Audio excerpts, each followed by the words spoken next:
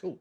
Hey guys, welcome back to Think Like a Copywriter with me, Adil Amarsi. I'm sorry I've not been around the last week or so. For those that are in the know, my grandfather actually passed away, and I was just dealing with that more than anything else.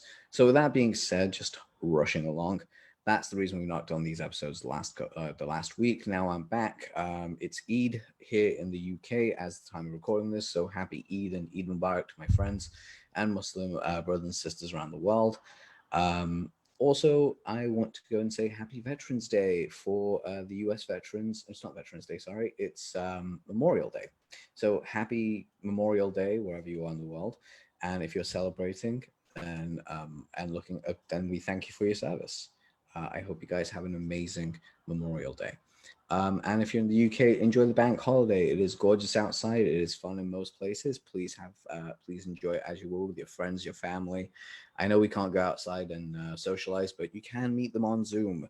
It is a way to actually still enjoy each other's company and sit on a balcony and just talk. It's quite a lot of fun. Now that being said, let's hop right into today's discussion, which is of course all about strategy. Strategy makes up like a huge portion of what you do as a copywriter in reality. A lot of people don't really think about that. And hey, Bogdan, good to see you, man. They don't really think about the strategy and the long term play of how things play out and why they happen the way they do. But when you look at things from a distance perspective, like from 30,000 foot perspective, you end up getting far more appreciation for the ins and outs of business.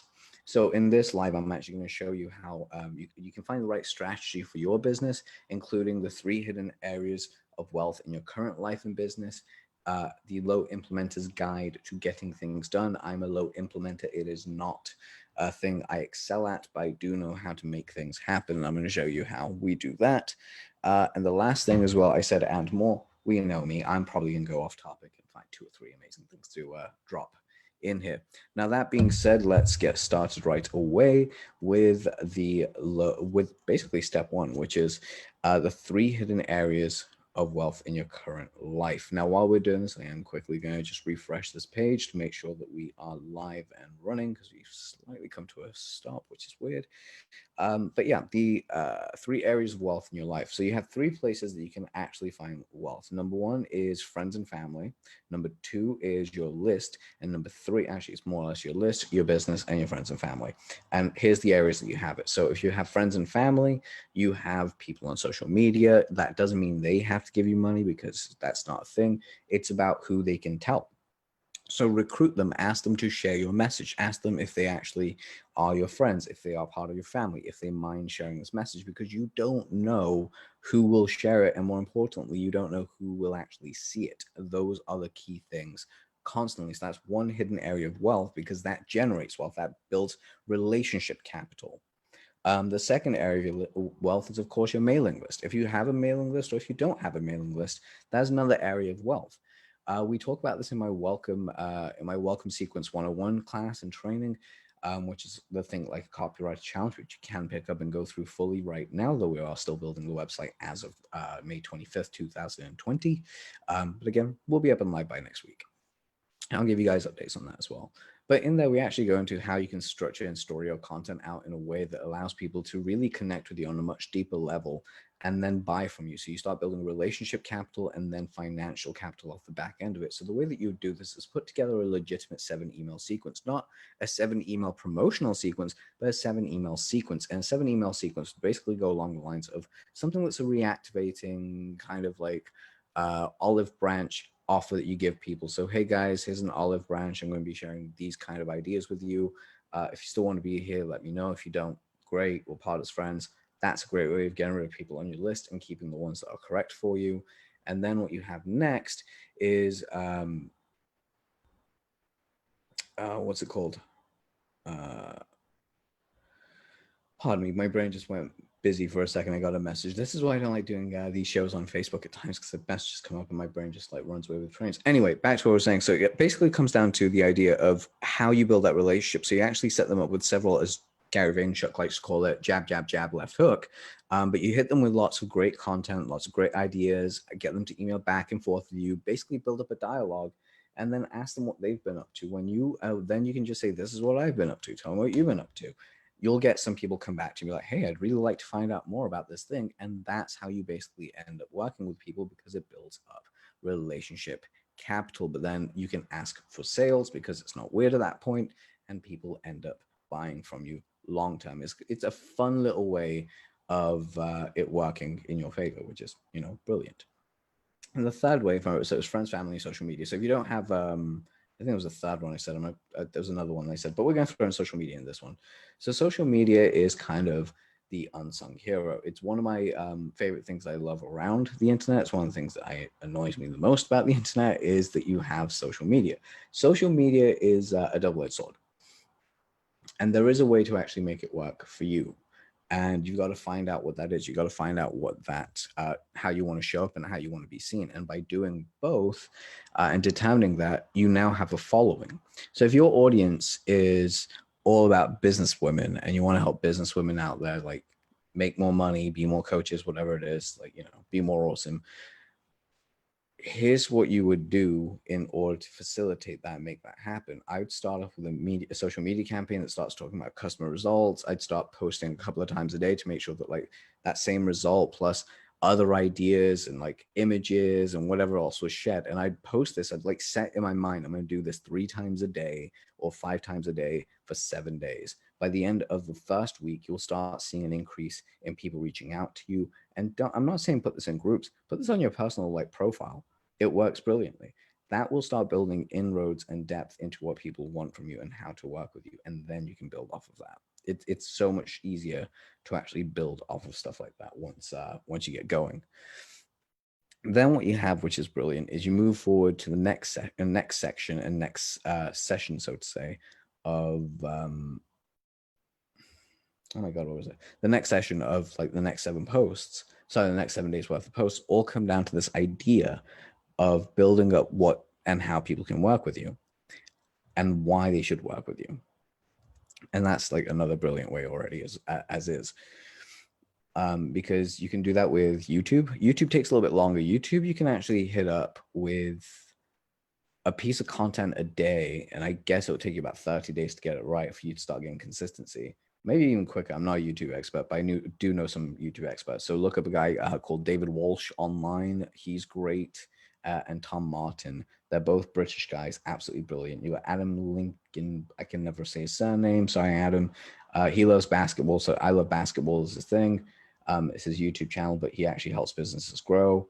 And of course, Sunny, I can never say her name either. I'm terrible with names at times, like surnames when, I just can't say them.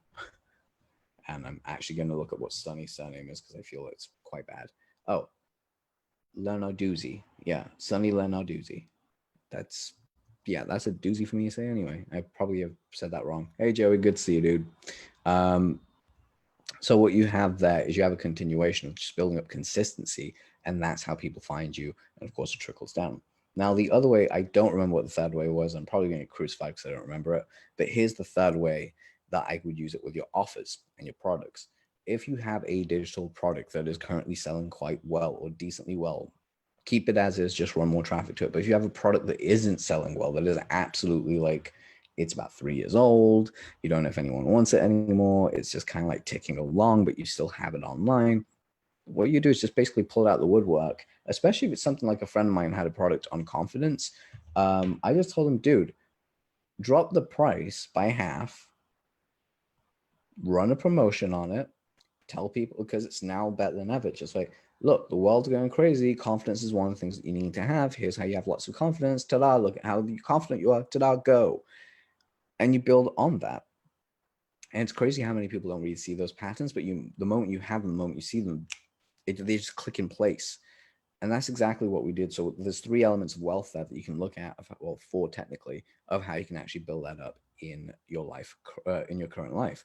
I think the next thing I said was that we're going to look at the 3 elements of wealth, 3 areas of wealth in your life that you can actually generate right now. And I am actually going to check out my face right now. Hold on, bear with me 1 second, because this is the joys of forgetting things. You should always take notes, children. Always take notes. So I'm going to hear my own voice for a second. That's going to be fun. And This is the joys of actually having like internet upstalls. I should have moved my modem in here. Anyway, so the low implementer's guide to getting things done. Yay. Okay, so that's it. So the low implementer's guide to getting things done. An implementer is someone that can actually take an idea, put it in place, and actually make it run. I am not high at doing that. I don't have a high implementation score. I just get good at implementing based on the time I give myself. And I don't remember who said this, but if you give something a deadline and the time frame to achieve a goal, the goal will be achieved in that time frame. So if you give yourself like, I'm going to do this 30 minutes, you will do the thing you need to do in 30 minutes. You will make it happen. Your brain is just trained that way. So the way that I do it with a low implementation guide is I make it a game. And the way I make it a game is I come up with an idea, but while I'm coming up with the idea, I record the idea on my phone. And once I record it on my phone, you can use an application like Otter, or you can use rev.com, and you get it transcribed. For me, I don't do that. I listen to my own voice back. I get the idea and I just start writing. For some people, they just like Otter because it's voice to text that transcribes them. For me, it distracts me and I don't like editing. So it's kind of like that's the easiest way I can do it. Get it done, put it in there, happy days. It's, sent. It's now an idea that's come from your mind that you can actually implement very quickly and get done. And I do this with sales copy. I do this with videos. I come up with ideas like this. I do this with content posts. And you'll see that more as it goes along with the production line that we're actually bringing in over the next like 12 months, how it's going to build out. So that being said, that's what I'd want you to do. That's the low implementer's guide to getting things done. Make it a game and give yourself time limits to go through it. Now, I know it doesn't sound sexy. I know I wish it was. Really isn't. It's a very, very, very, very non-sexy way of doing things. It just is. So that and more, because I do want to share with you something really, really quite interesting. When you're actually coming up with a strategy of doing anything, look at how you want people to feel. So if they want to feel happy, they want to feel secure, they want to feel safe, they want to feel a level of intimacy of whatever it is, look at how you have to structure your content in order to do so. And the best place you can look at this is in the dating world. If you look at the old dating stuff from like RSD stuff with like Neil Strauss's stuff from the game, God, you got Sins of Attraction, Charming Rogue, you got like modern day great guys like Adam Lines' stuff. Look at how they communicate value, look at how they communicate relationship value, and look at how their dating stuff actually correlates and is reflected in their marketing stuff. That's how you build a relationship. Also, just as an idea, by the way, for anyone that's up for this, try location setting. I'm not kidding. Like literally stitch a video together where you're doing a video every day in a different location of your house with a different backdrop or something. If you have that level of, if you have the right configuration, you can do virtual backgrounds. And essentially that's just one way of making sure that works. And now people feel like they're in different areas of you, because when people feel like they've traveled with you, there's a level of, it's not false, but it's manufactured trust. So it's a form of manufactured trust that ends up working to your favor later on down the line. As long as you're a good person, you don't take advantage of people in the negative, they'll stay with you and actually work with you for like almost forever. Anyway, so that's basically how you do that. So with your marketing and your strategy and stuff like that, figure out how to actually figure out what emotions they want to feel, figure out exactly what parts of your story relate to those emotions, and how you can put them together while reverse engineering different areas and locations of the house where you tell these stories. Or if you're writing them out, tell them different times of your life so they feel like they've traveled with you. That's basically what you do. So that being said, I'm going to bring this episode to a close at exactly just under 15 minutes. Hope you guys have an amazing day. And as always, please go ahead and like and share if you're a fan of this show. The more people we get on board, the better it will be. And more importantly, if you haven't already, please go check out thinklikeacopywriter.com and opt in so I can let you know of future updates, episodes, and fun little content pieces. All right, guys, take care. Peace out and have a great day. Bye.